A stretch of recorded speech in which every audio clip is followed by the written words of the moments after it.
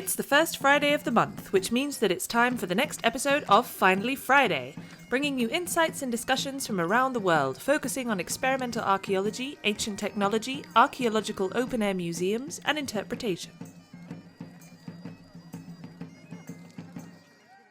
Hello and welcome to Finally Friday. This chat session is run by EXARC, the Society for Archaeological Open-Air Museums, Experimental Archaeology, Ancient Technology and Interpretation. My name is Matilda Siebrecht, and today I am joined by two specialists from our EXARC community focusing on historic and prehistoric equestrianism, aka horses.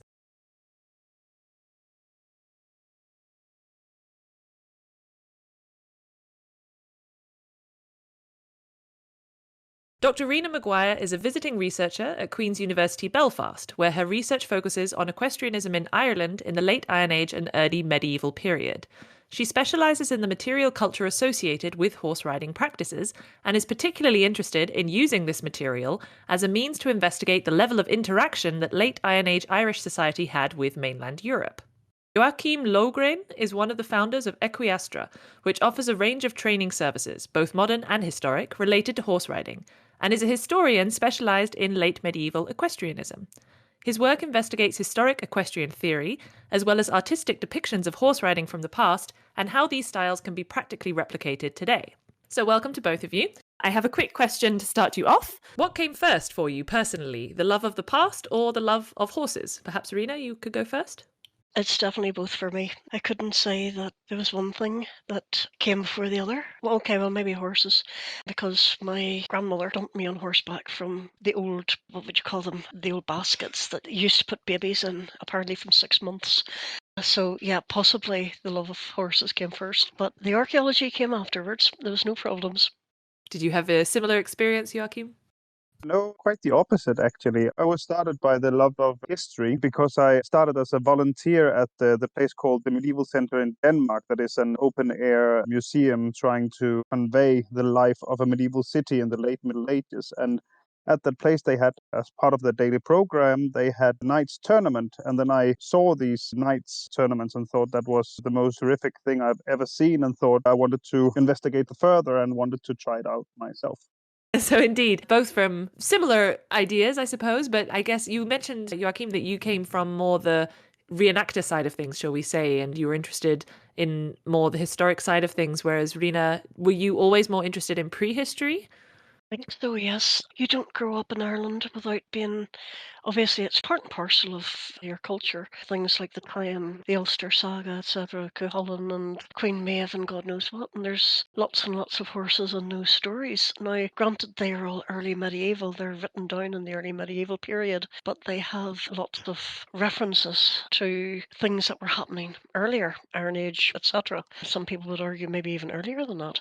But for me, I think that as a small kid, being on horseback or ponyback as it was back then, that certainly being a bit of a daydreamer on scores like that, it was like, yeah, I could be like Queen Maeve or whatever. I was definitely into the whole idea of the history of the mythologies, as I really should say, what I grew up with. And the horse, of course, is inextricably linked.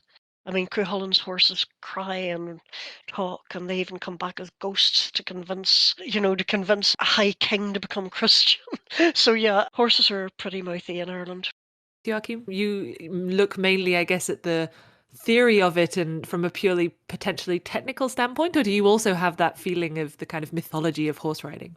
Definitely. I can completely relate to that. Well, at least the daydreaming part of it, imagining yourself sitting on a war horse in armor and doing, war riding and different exercises and such. I also used to daydream about that and trying to imagine the feeling of doing it, and then having an urge, a very, very sincere wish about also wanting to experience it than just dream about it. I would definitely agree with that because whenever I think whenever you're a kid, it's daydreaming, and then by the time you reach into archaeology studying it, certainly from my side, it was a case of why did they make the snaffles like this? I mean, that's a golden wing, that's a ported snaffle, this, that, or the other.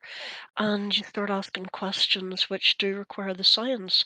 And then after the science, you have to start replicating them to understand why they were fitting in the way they did and what tasks did they want. And so automatically you start going into experimental archaeology. So a cautionary tale for anybody starting out on this. You may start off with the daydreams, but you're going to end up basically knee deep in all sorts of things which are very practical. Yes, I can relate to that as well. What got me started was also the curiosity about this whole thing, how horses were depicted in medieval art. And then when I compared it to how it looked, for instance, when they did medieval tournaments or knights tournaments at the medieval center, and how it appeared in medieval art, then it didn't match, it wasn't put together. That's also why I was interested in exploring it practically, simply because I wanted to create how it looked in medieval art. Pretty much, we know next to nothing about it, but we do have lots and lots of tech. It was a case of reconstructing bridles, looking at why was it being made like this? Why was it being made like this? And it's in the process of asking how and why that you start to actually get the Holy Grail in many ways, which was a chronology for the end of the Irish Iron Age, which the late great Professor Barry Raftery of UCD had referred to the period as the silent people. There was that little known.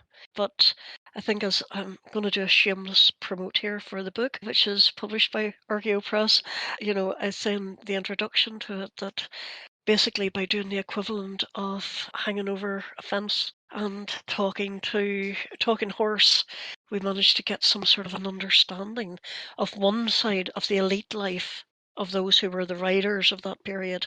And what Kane, obviously, like your period, it's the elite that are riding. It's not anybody who's down the grades a bit. It is very much the elite. Yeah, definitely. You mentioned earlier this idea of context and how ingrained it is in sort of your modern context, but also in past contexts. If you're specialized in this topic, so in equestrianism, can you study it, do you think, in any time period? Or is the time period really essential? Is there specific knowledge related to these things? So, for example, if Joachim decided to go and study Bronze Age equestrianism or vice versa, is that possible? Or is the context of the past also more important in this case? Oh, no, I mean, I think it's perfectly interchangeable because obviously I would know what a curb bit from the medieval period looks like. He would know what a basic single joint snaffle would look like, which would be being used on, say, for example, the end of the Bronze Age in the centre of Europe. We both would know exactly all the equipment that exists still exists to some extent today. And therefore, we've got a unique situation where we actually have provable useware in reconstructions. If there's something maybe is a wee bit different, we can actually test that in a very, very practical way. And that's an absolute gift for any kind of archaeologist. I wouldn't be as au fait, obviously, with the high medieval period, but certainly both of us, I think, would probably recognise the equipment and be able to make a good stab at what was going on in each other's area of expertise. Yeah, I can definitely agree with the experience that both me and Marina have. We could draw parallels in time, if one could put it that way. I also think it's very important to look at every period very specifically. At some point, I thought that throughout the Middle Ages, you would just ride with curb bits. But then I found out that there was a certain type of curb bit that was used in, for instance, the 13th century, and a completely different kind of curb bit used in the late 15th century. And then from the 15th century developing into the Renaissance, they used different bits. So I also think it's very important to look at a specific time period, see and try to understand why did they have this kind of specific equipment. Because, for instance, a bit from the 13th century compared to a bit from, let's say, the end of the 16th century is very, very different. Also in mouthpieces compared to what kind of bits that are available today. So perhaps we don't have any experience with this kind of equipment. So yeah, I think it's very important to also be very specific in your interpretation of the period. So able to recognize things from different periods, but also obviously indeed important to sort of base your research in the period that you're studying. I can understand that. So you both referred to the fact that people in the past would have been the elite who would have been riding horses, so it wasn't for everyone. Does this mean that riders were always expert horsemen? Would people have been trained in this, or was it just something like kind of riding a bike or driving a car? It was just assumed that if you were elite, you could do it. Certainly in the Iron Age, you see all kinds of riders should really use of the bit on some things. I think you're probably going to see an awful lot more cultured riding and the art of riding in Joaquin's period, because obviously that's the period of where dressage, how they call airs above the ground, that's really where it's all kicking off. That's where that form of display of human and horse interaction becomes a status symbol within its own right. We have absolutely no idea what's going on in the proto-historic period. Certainly in Britain, I don't think that they have a wit regarding most of the styles of tack that they're using. It looks as if it's using brute force and ignorance. And if the horses does not survive, then next, that seems to be the kind of equipment being used. The Irish Iron Age is equally compatible with show bridles of today because they're using the only ported bridles or the ported snaffles of the ancient world. But the point of where it becomes a status display is really Joaquin's period. Just because I'm curious, Rena, as far as I understood, you said that it was elite horsemen in the period that you are focused on in the Irish Iron Age. Were horses used for a status display or for warfare, or how were horses used? I think actually a lot of it is about impressing the locals.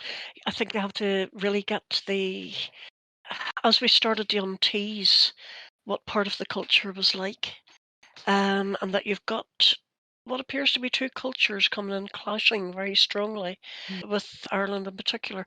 You've got Romano-British influences coming in.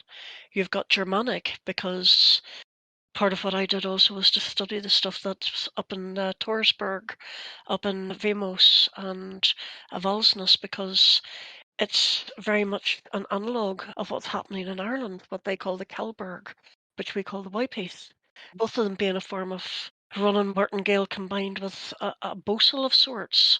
None of it nice, but certainly it's for high manoeuvrability. Don't forget in Ireland you've got a culture of cattle raids. There's even books. Obviously, the tie-in is about the mega cattle raid of supernatural bulls and stuff like that. But yeah, it didn't go unmarked for me anyway. Whenever I realised that the equipment that the Irish are using, the stuff is so exquisite. I don't think that any Tom, Dick, or Harry in the street would be able to afford it. But I think whenever you look at how it would have been used after Reconstruction, it's very much about neck reining. It's about twisting, turning, very like polo today, or the way you would say a gaucho. And that's the style of riding that they're using. Neck reining quite a lot. I find that very interesting whenever you think about that's exactly what you would use if you were cattle cutting. If you were wanting to steal somebody else's cattle to add to your own and round them up, that you'd be using very much that technique. So there might be some truth in the old stories over here after all. Yeah, I was just very curious about that, what kind of equipment the horse was, because as you said, in the late Middle Ages, knights would use their horses for warfare. And concerning the question about if anyone could ride, then of course, at least in the late Middle Ages, anyone could jump on a horse and ride it. But yes, it was an elite that would use the horse for war, where the horse would be as much a weapon as anything else. So not a distance weapon where you would shoot a bow or throw javelins at your enemy, but actually jump into the fight with your horse.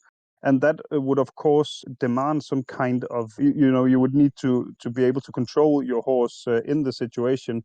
So that would require some kind of high level dressage, horsemanship, equestrianism. But if people were, or if let's say knights or the nobility were expert horsemen, I think it is a very hard question to answer, because then we need a common agreement about what is an expert horseman. Because at least today, some people would consider how knights would ride their horses in battle as expert horsemen, whereas others would say that they are definitely not expert horsemen, that they lack a lot of detail that modern day riders would focus on. That was really interesting. And actually, we have a question from one of our Exarch community. We had released the topic of the episode beforehand so that people had the chance to ask questions if they wanted. This one's from Daniel Bertrand, asking about the use of horses for physical labor. So you've both talked today about riding horses in terms of the travel or dressage or status symbols or stealing cattle.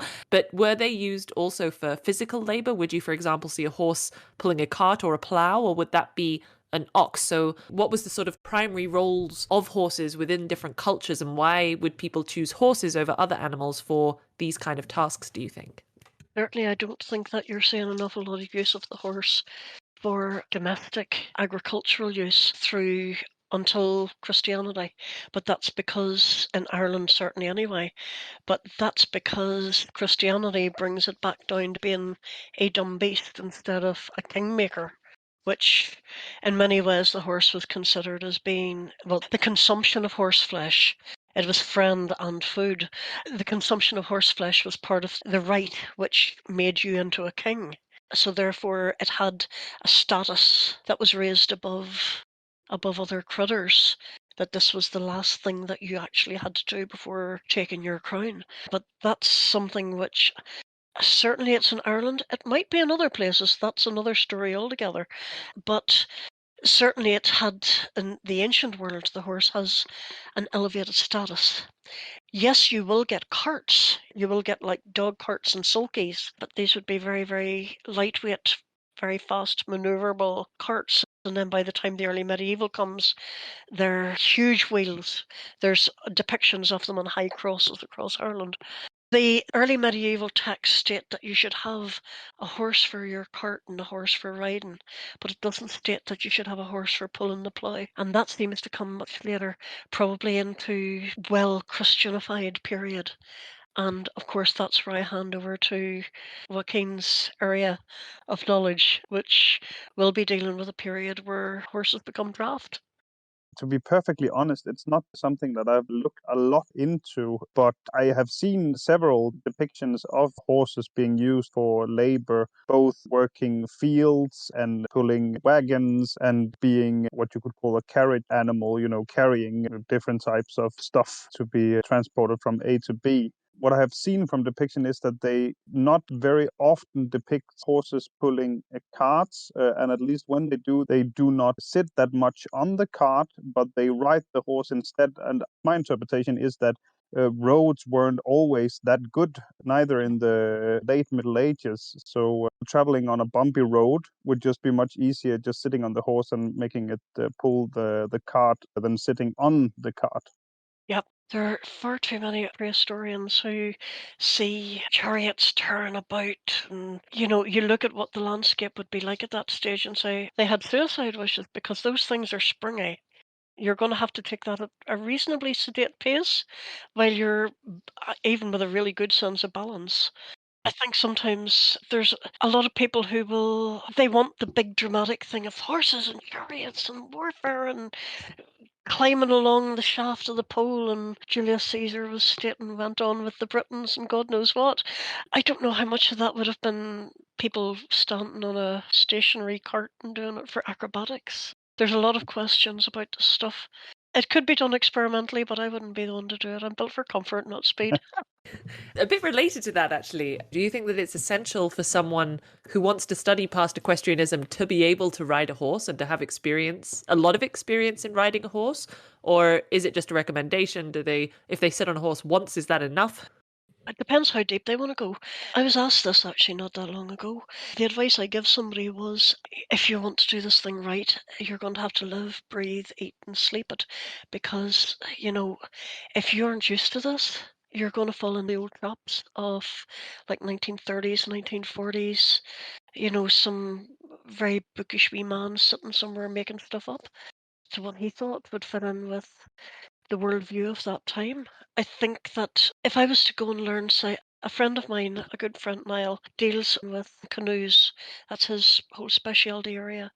I wouldn't even begin to actually even look at that unless I knew exactly how to sail a boat, because I wouldn't be able to get a feel for what the people were doing and as to why they wanted it carved this way, that way. I think a lot of that applies certainly from my period of equitation. If you haven't got any experience, it's going to be an uphill battle. And you better leave all the whole idea of ritual and horse harness to one side. But if you're prepared to get down to the nitty gritty and really learn, there's no reason why you can't. But it's going to be up to the person how enthusiastic and how much they want, how far into the subject they want to go. I would completely agree with Rena that it's good to have some experience with horses and perhaps a bit more than just sitting on a horse. But I also think that, at least in the late Middle Ages, and let's say that you want to discover how they rode horses in war, I also experience that one can have a certain bias when doing that kind of interpretation. For instance, that people want to use the method of how classical dressage is applied today and force it upon how they rode horses in the Middle Ages, whereas that could be two very different things, how they rode horses in the late Middle Ages and how you would do classical dressage like they do, for instance, in the Spanish riding school in Vienna.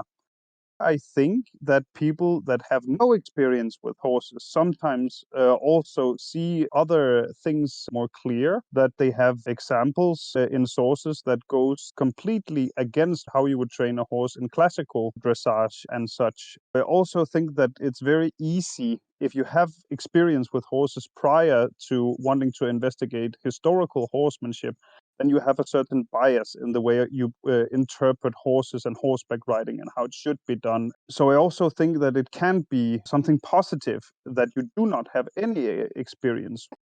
I would just qualify that by saying that if somebody doesn't know anything, they're coming in from the peripherals. But if you're going to get down into things, for example, like tack and animal management and things like that, I mean, that's the only thing I would qualify. That being said, people can come from the outside and see something behavioural different or whatever, but they may not be at their strongest regarding the practicalities. I completely agree with that. That's interesting, actually. We had a similar thing about boat building that, if people are professional boat builders, but they've been taught the modern way to build boats, of course, so then that would kind of affect how they would plan things from a historic perspective. But do you think as well, you talked about animal management. I mean, I can imagine that maybe, for example, the ethics around animal handling might be a little more developed now than they were in the past, or do you think that it's vice versa?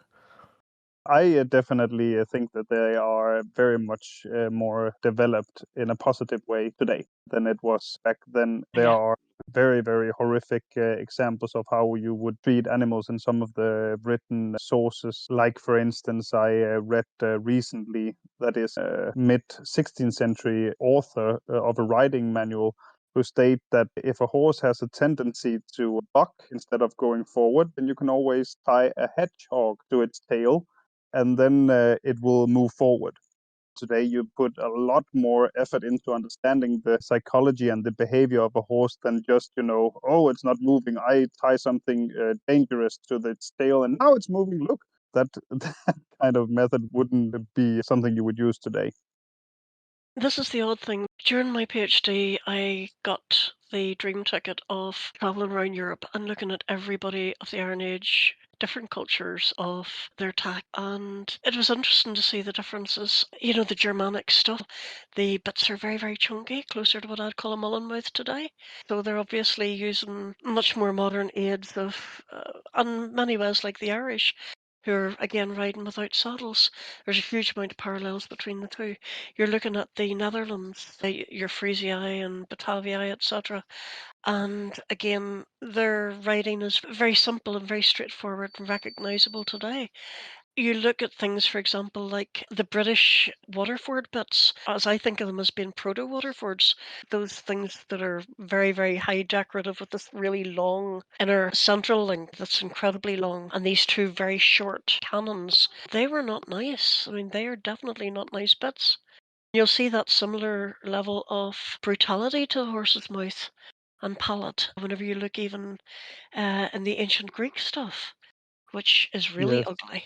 Now that you mention it, I just came to think of not that long ago that they found the horses from Byzantium been using bits with a very spade-like mouthpiece, a Yeah. very high port that had been pressed through the palate of the horse.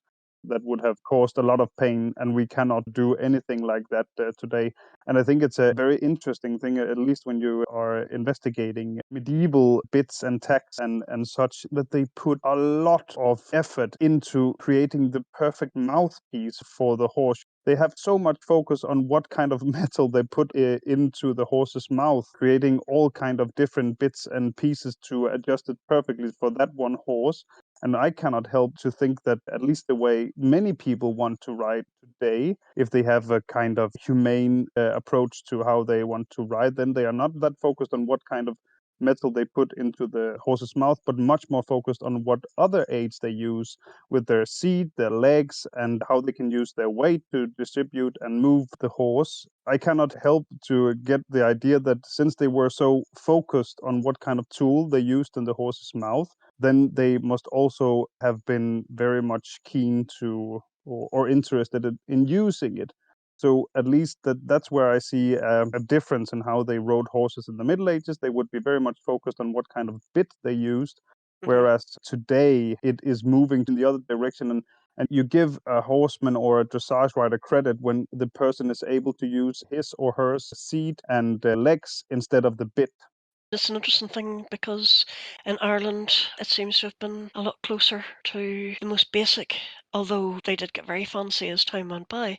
But again, it's very like the Steuben Golden Wing or Verbandand style bit was being used in Ireland. That was the ultimate prestige Iron Age bit, which isn't actually used anywhere else in Europe. I have no idea why. It is actually double jointed on the central links, or you can actually spot the Dr. Bristol, you can spot the French link, you can spot the dog bone. They all look so similar to what you would be riding in with a double link Verbandand today. I think it's very interesting to think about, were they used very harshly, these bits, or what kind of pressure did they ride with? Because I don't know if you have heard about this, Rena, but there is an investigation also about Iron Age horses in Denmark from the University of Aarhus, where they are investigating Iron Age war horses. A veterinary who has been part of that project, she has found out that the way that they used the bit in the horse's mouth must have created some kind of tearage on the horse's bone in the mouth. So according to that research, then it shows that the bits has been used quite harshly. That's Xenia Polyanson and Jacob Viborg. Yes, Xenia is a friend. There's a wee book out at the moment, which is called The Liminal Horse. It's published by Trivent. Xenia and Jacob have got their paper actually on that within it. It's 12 chapters of horse evolutionists from all periods. There's lots of medieval stuff, as Trivent, of course, do, and there's bits of prehistory, Roman, Irish, you name it. If you need the paper, quite happy to send it to you. That would be very, very interesting. So it sounds indeed like actually when doing reenactment or when working with horses nowadays, you don't want to be too accurate in the medieval or in the Iron Age riding styles, just ethically for the horse. We're lucky because we can use things like pressure gauges to simulate rain pressure and stuff like that, and tension. There's lots of ways we can use computer modeling, lots and lots of options that if we think something would not be right and not be good for our beasties, you know? So we're lucky to live in that period of time. Yes, I also think that we are lucky that we are never in need of using our horses in the same situations as they were back then. At least using a horse for warfare, I can easily imagine that in a heated situation, you could pull your bit on your horse in a way that would harm him. whereas in day-to-day riding, you wouldn't. And I am sure that they did use a lot of other fine aids that would promote more pleasant communication with the horse than just a harsh bit. But I also think that this whole thing that we never end up in the same situations as they did also creates a difference in what kind of riding you would use in reenactment and what kind of riding you would use for real in warfare. I think that's one of the big important things you've just hit on, that a lot of archaeology has disregarded that a horse in pain and a frightened horse in a war situation becomes a very, very unpredictable creature indeed. I think that we're in a very lucky position to be able to actually assess things in a non-combative manner. We aren't in danger, neither ourselves or the animals. Yeah, that's true. Well, I can imagine. I mean, even though obviously you're not going into battle, working with animals in any situation, I can imagine might be difficult. So, how does working with live animals limit or affect your research or your experiences? Well, I'm very happy that it does because it affects me and limits me in the sense that I cannot do the unethical part of mistreating a horse with sharp spurs and tying a hedgehog to its tail. But it gives me an opportunity to think in other terms. I have the idea, the perception that war horses in the Middle Ages were very aggressive horses. At least that's how they are described in sources, that they were aggressive, then they would bite and kick. And today we do not have this kind of horses anymore. Horses are normally bred to be very kind and cooperative and nice towards humans. So working with animals, I have to think in the same way as training a police dog. You have to make the whole thing a fun game for the horse. Instead of encouraging the aggressive side, just encourage the playful side of the training. And then you can do all sorts of things where the horse will do the exact same thing as a war horse would do, but his attitude towards it is just playful and fun. And I'm doing this with my human being, and it makes him happy. That is a very, very nice way of doing the same research. Like the horse is also reenacting in a way. Yes, the horse is just playing, basically. I'm lucky in the fact that for me, getting out to any stables and getting on horseback, if I use a double jointed snaffle, I'm basically doing my job. That becomes lovely and simple. For Exarch, I did make a replication of the Moyna Cranog using the antler cheek pieces. That was certainly an interesting experience. All I can think of is that the horses must have been, or the ponies or whatever they were using, must have been used to very, very gentle aids at the late Bronze Age in Ireland anyway. And it must be also like up in Bakedal in, I think it's Denmark, isn't it? Where you've got the organic mouthpieces that are, you've got basically what we used to call wickies, but I think it's like a rope and leather mullen mouth that's woven together. I've certainly no problems in experimenting with those with a horse because it's not going to do them any harm. No, exactly. And I also think that because, for instance, in the late Middle Ages, they had a huge variety of different bits. And I'm very, very sure that one can easily recreate some of them and make a test with them to see how they work and function, because that specific type of bit wouldn't harm a horse too much. Okay, I'm gonna pull it back a little bit. We've been quite specific so far, but just curious, the general question I imagine you've both been asked lots of times, why is it important to look at the role of horses and horse riding in the past? It combines the idea of how people got from A to B and what they wanted to tell people that saw them traveling from A to B, what they wanted them to think about them. So therefore, you've automatically covered your idea of status. You've covered your idea of, to some extent, intimidation.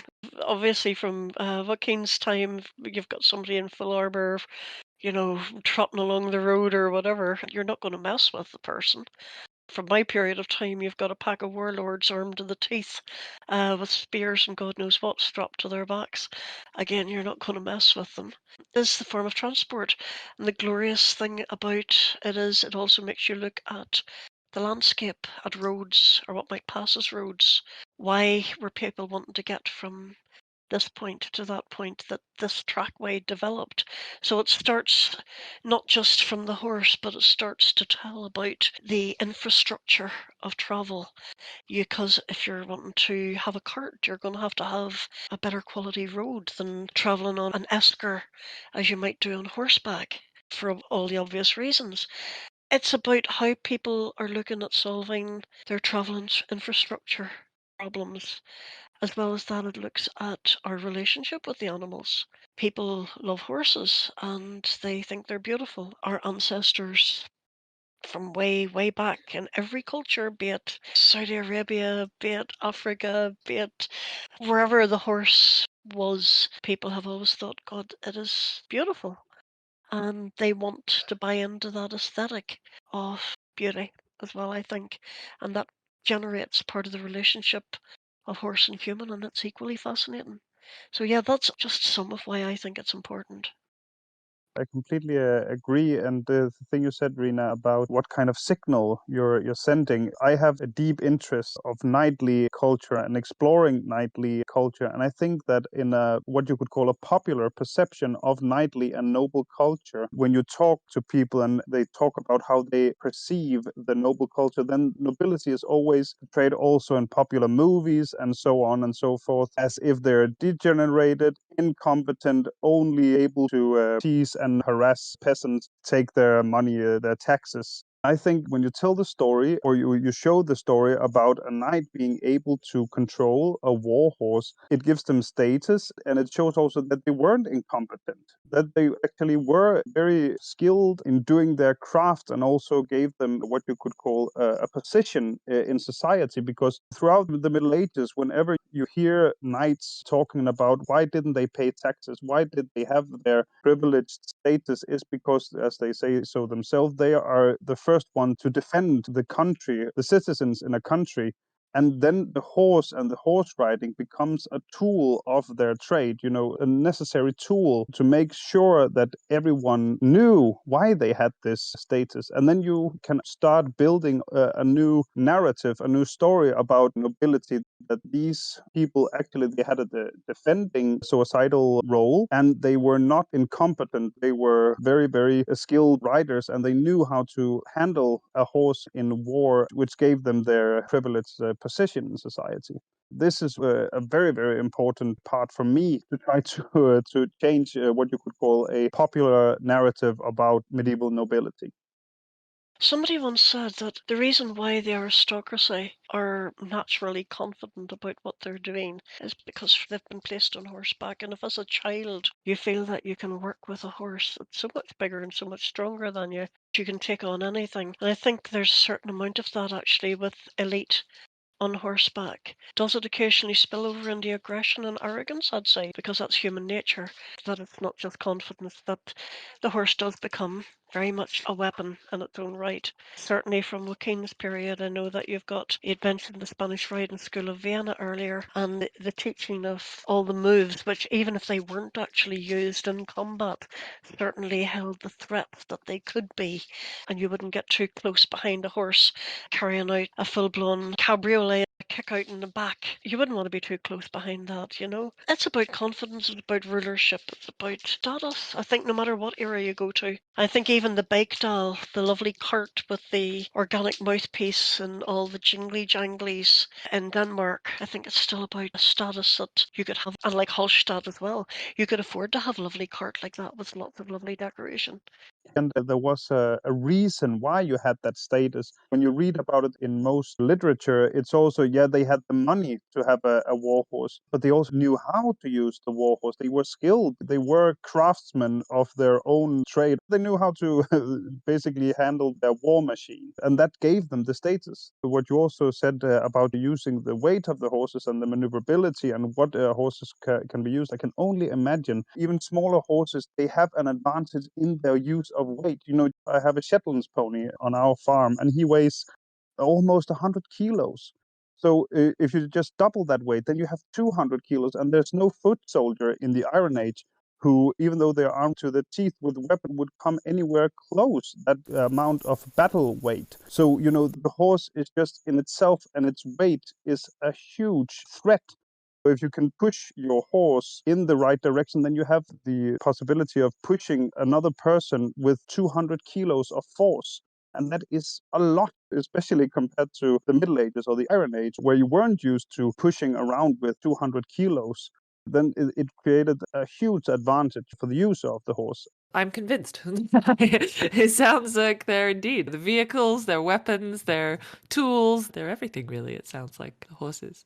I think it's time to start wrapping up. So before we finish, one final question for both of you. What are your plans for the future? And how can the Exarch community help to make a difference, do you think, in regards to the points that you discussed today about sort of reenactment, horses, experimental archaeology, etc.? I have this idea that I want to do a project where I develop a theory and method on how you can apply your experience when you do experimental archaeology. In this case, it would be, of course, concerned with writing, that you kind of use and apply a theory and a method where you take yourself out as a bias as much as possible. And I want to do this by exploring late 16th century Italian writing manuals, just so you can discover that type of writing. So if I could be helped in any way, I would definitely be interested in anyone knowing where to find support with an investigation. I would think it would be really interesting if, for instance, Exarch could help with finding some kind of measurement gear where you could start exploring the force of a lance strike given from mounted heavy cavalry in the late Middle Ages. And you could have measurements on the force of the lance strike, because as far as I know, there has been made no such investigations before. So yeah, exploring the force of a land strike, that would be very, very interesting to investigate. Good to know. If anyone's listening and would like to investigate this, please do get in contact with us. Well, at the moment, as I say, I'm wrapping up the examination of equipment for the early medieval period, and I'm sort of reaching the end regarding Scottish horses of right up into the early medieval as well. So there will be wee bits of recreation, trying to actually make the equipment and see what's going on and what's here. I'm hoping that there will be a little bit of development regarding reconstruction of late Iron Age bridles with the ubiquitous UCD folks at a future stage. And of course, that would be heading very much for Exarch to write that one up and see what we found out as we got down to the nitty-gritty of actually casting and making. But that's ahead. Meantime, the writing continues and just trying to make sense of it all. As are we all, in some ways. Great. Well, thank you very, very much, Joachim and Rina, for joining us today and sharing your experience and your expertise. I definitely learned a lot. I didn't know a lot of things about horses. I'm sure that our listeners did as well, so thank you very much. And thanks to everyone else for listening to this episode of Finally Friday by Exarch. If you would like to become more involved with Exarch, why not become a member? Alternatively, you can make a small PayPal donation through the website to help support Exarch in its endeavours. See you next month for another episode of Finally Friday. Join us next month for another episode of Finally Friday and learn more all about the world of experimental archaeology, ancient technology, archaeological open-air museums and interpretation. Don't forget to follow the show through exarch.net and our associated social media channels. See you soon!